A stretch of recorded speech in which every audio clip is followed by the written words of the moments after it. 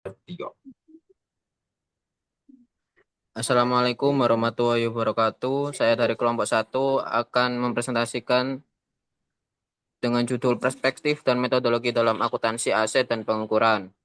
Sebelum itu saya akan memperkenalkan anggota saya. Yang pertama ada Krisantus Jason Jadu dengan NIM 363, Raihan Alvareski Purwoko dengan NIM 258, Muhammad Fabian dengan NIM 448, Haji Arya dengan NIM 130, Bima Pratama dengan NIM 030, Retinta Fasya dengan NIM 337. Next slide.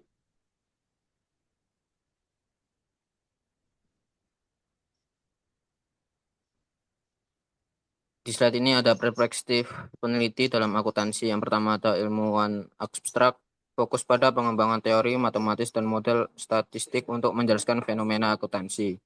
Yang kedua ada teoritis konseptual, mengembangkan kerangka teoritis komprehensif yang menjelaskan praktik dan standar akuntansi. Yang ketiga ada humanis konseptual, menekankan aspek perilaku dan sosial dalam praktik akuntansi. Yang keempat ada humanis khusus, menggunakan pendekatan studi kasus untuk memahami realitas spesifikasi dalam akuntansi. Next slide. Selanjutnya akan dilanjutkan oleh rekan saya. Baik, yang berikutnya ada metodologi akuntansi atau ideologis dan nomotesis. Yang pertama ada metode pendekatan ideografis atau kontekstual. Jadi pendekatan ini berfokus pada fakta spesifik yang diverifikasi langsung dalam situasi unik. Didasari asumsi nominalisme, ontologis, dan voluntarisme epistemologis. Contohnya penilaian hak paten yang memerlukan analisis kontekstual mendalam. Berikutnya ada pendekatan nomotesis bertujuan untuk merumuskan hukum umum melalui analisis data empiris, menggunakan pendekatan realistis dan determinis. Contohnya metode penyusutan aset tetap yang membutuhkan standarisasi. Berikutnya ada perspektif ilmu akuntansi. Yang pertama ada aliran normatif, menekankan prinsip konseptual seperti kerangka SFIC, fokus pada pengembangan prinsip akuntansi ideal. Yang kedua ada pendekatan positif, menekankan penjelasan perilaku aktor akuntansi menggunakan pengujian empiris dan observasi praktik akuntansi. Yang ketiga ada integrasi perspektif.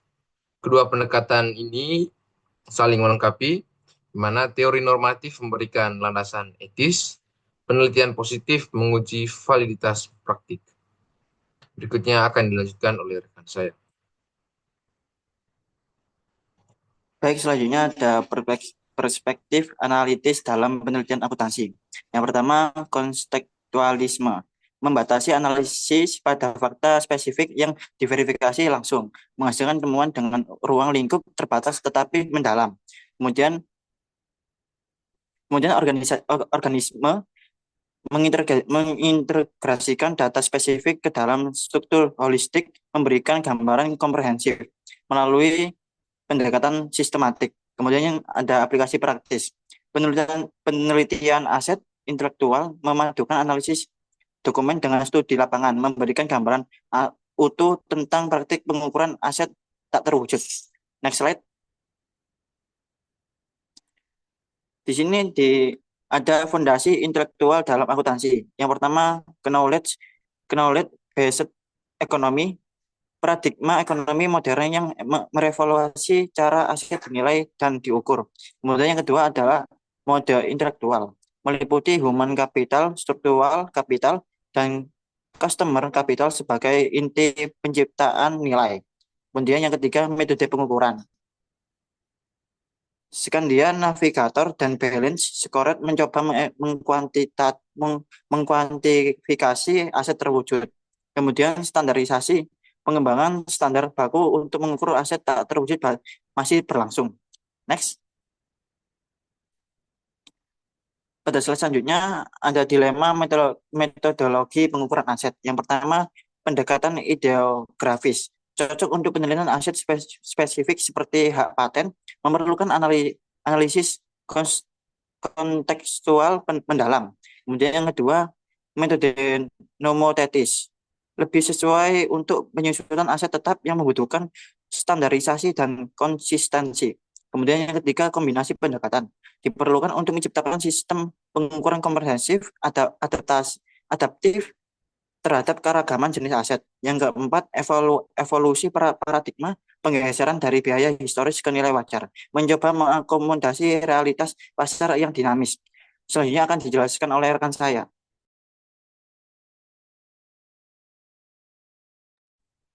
Baiklah, pada saat ini akan dijelaskan terkait penelitian kualitatif dalam akuntansi aset. Ada 3 hal, yaitu yang pertama, library research. Maksudnya adalah tentang eksplorasi mendalam tentang praktik pengukuran aset tak berwujud, menganalisis literatur akademis dan profesional secara kritis. Yang kedua, ada content analysis, menganalisis sistematis terhadap dokumen perusahaan, mengungkap gap atau perbedaan antara teori normatif dan praktik pelaporan aset.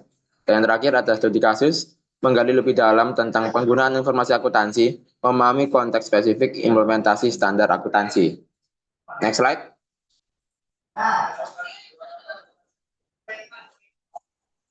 Baiklah, saat ini mari kita membahas teori paper, salah satu teori yang menjadi landasan filosofis penelitian akuntansi. Dalam teori ini ada 3 hal. Yang pertama ada formisme, yaitu menjelaskan klasifikasi aset melalui karakteristik yang spesifik. Dapat membantu untuk mengidentifikasi dan melakukan pembedaan jenis aset. Yang kedua, yaitu mekanismenya, memahami penyusunan aset melalui hubungan kausal, menghubungkan penggunaan aset dengan penurunan nilainya. Dan yang ketiga, ada organisme, yaitu menekankan integrasi komponen aset dalam sistem bisnis, memandang aset sebagai bagian dari keseluruhan organisasi. Next slide. Paradigma penelitian dalam akuntansi. Jadi paradigma yang umum dalam penelitian akuntansi pada video ini ada 3, yaitu paradigma fungsionalis atau mainstream, merupakan paradigma yang berfokus pada pengembangan standar dan praktik yang dapat diverifikasi secara empiris, mendominasi penelitian akuntansi modern. Dan yang ketiga, ada paradigma interpretif, yaitu paradigma yang berusaha memahami makna subjektif dari praktik akuntansi, mengakui peran interpretasi dalam konstruksi realitas akuntansi. Dan yang ketiga, ada paradigma radikal humanis, yaitu paradigma yang mengkritisi struktur dominasi dalam praktik akuntansi, mempertanyakan asumsi yang mendasari standar akuntansi secara konvensional. Next slide.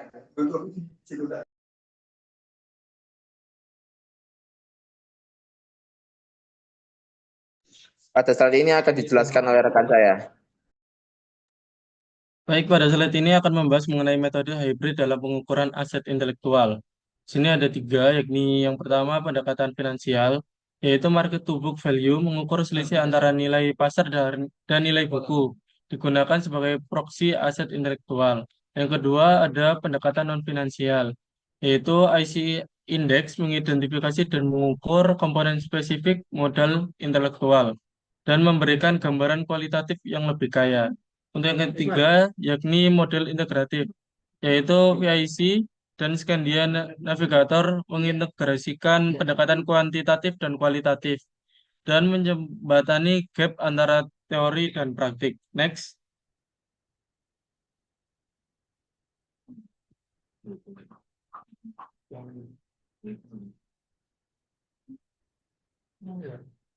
Pada slide ini akan membahas mengenai asumsi ontologis dan epistemologis dalam penelitian akuntansi.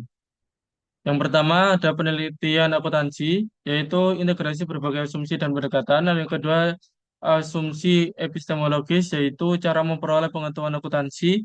Yang ketiga, asumsi ontologis, yakni pandangan tentang realitas akuntansi. Dan yang terakhir, keempat, metodologi penelitian, yaitu dipengaruhi oleh asumsi yang mendasarinya. Next.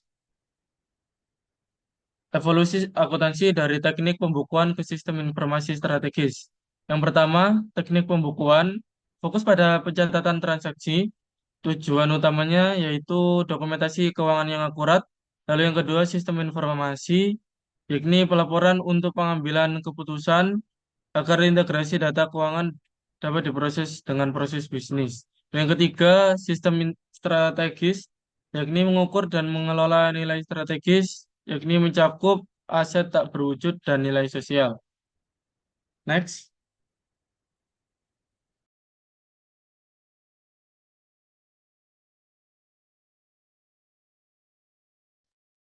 Selanjutnya, teknologi dan pengukuran aset di era digital. Teknologi seperti blockchain, big data analysis, dan AI merevolusi pengukuran dan verifikasi aset. Kolaborasi antara akuntansi, teknologi informasi, dan ilmu data menjadi kunci dalam mengembangkan metodologi penelitian di era digital. Next.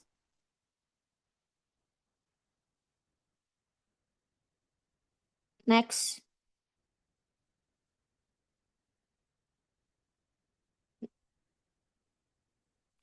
Selanjutnya, tantangan dan kesimpulan. Jadi yang pertama itu ada aset tak berwujud, aset digital, aset lingkungan, aset sosial, dan aset kripto. Pengukuran aset di era modern memerlukan integrasi perspektif metodologis. Aset harus mengembangkan kerangka pengukuran yang lebih fleksibel dan adaptatif, yang mengakui non-linearitas dalam menciptakan nilai dan melampaui model kendali entitas tunggal. Sekian dari kelompok kita. Kita akhiri. Wassalamualaikum warahmatullahi wabarakatuh.